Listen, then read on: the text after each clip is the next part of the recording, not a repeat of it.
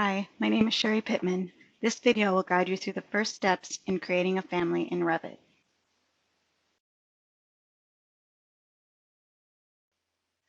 When you're working with Revit families, the first thing you're going to want to do is choose a template.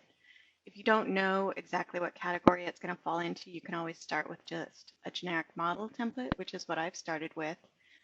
And then once you figure out what category you want it to be, and I would do this before you add any custom parameters, then you can change it to whatever type you want it to be. So for now, I'm just going to leave it generic model because this is just to show you some processes, but that's the first thing you're going to want to do when you start a family.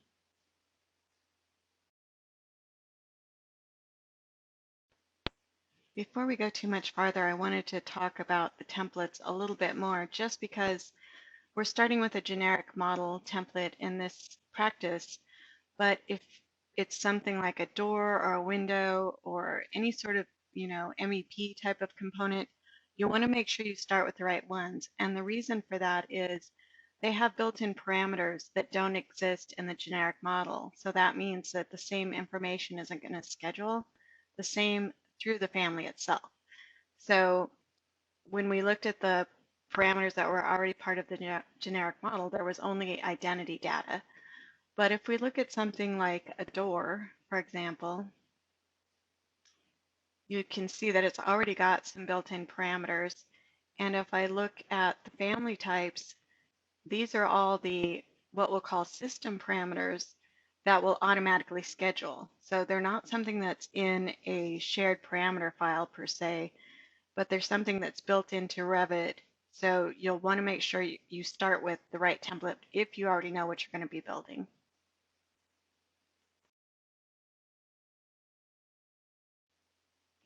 Now that we've determined our template, we want to figure out where the origin is going to be. So by default, the origin is at the intersection of these two reference planes. And if I look at this in elevation, the bottom is going to be level with, there's a reference plane under here. So if I tab and get to it, that's where the base origin is. So let's say, for example, that instead of having this centered on this, I'm going to create a box in this example, but I want the back left corner to be my insertion point. So when I start building this model, I'm going to build it in this quadrant.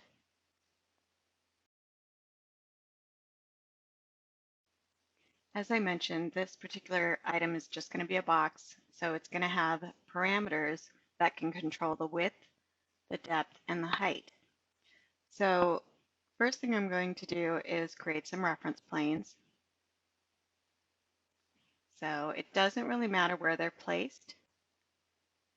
And let's go to the front and add one for the height.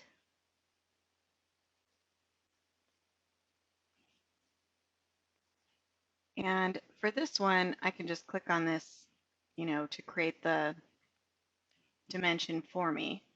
So I'm going to move it over. I'm going to add a parameter.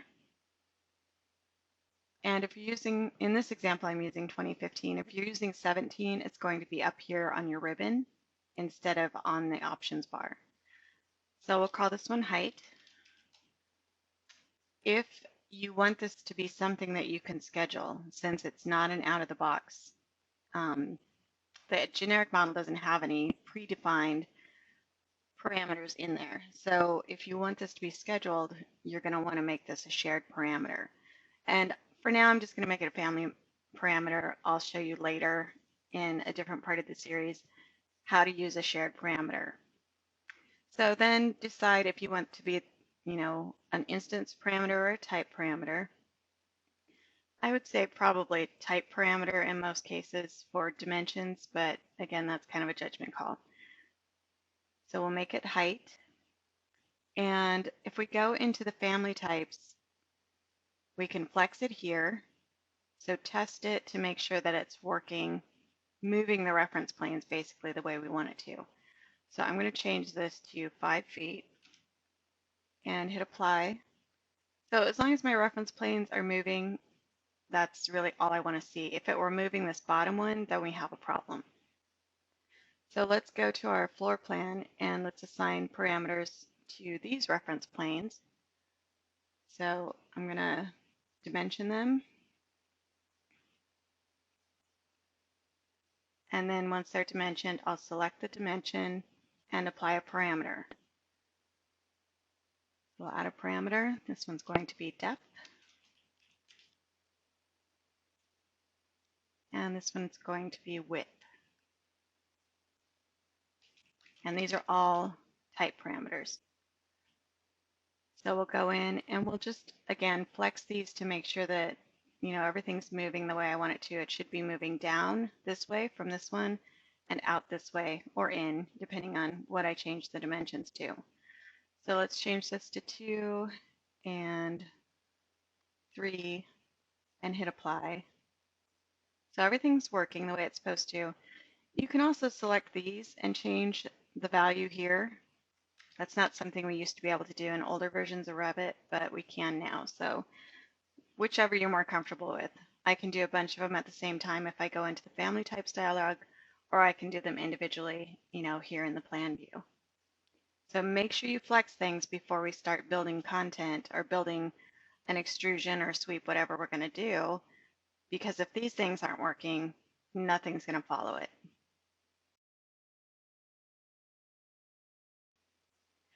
Okay, so now I'm going to add some geometry to my reference planes.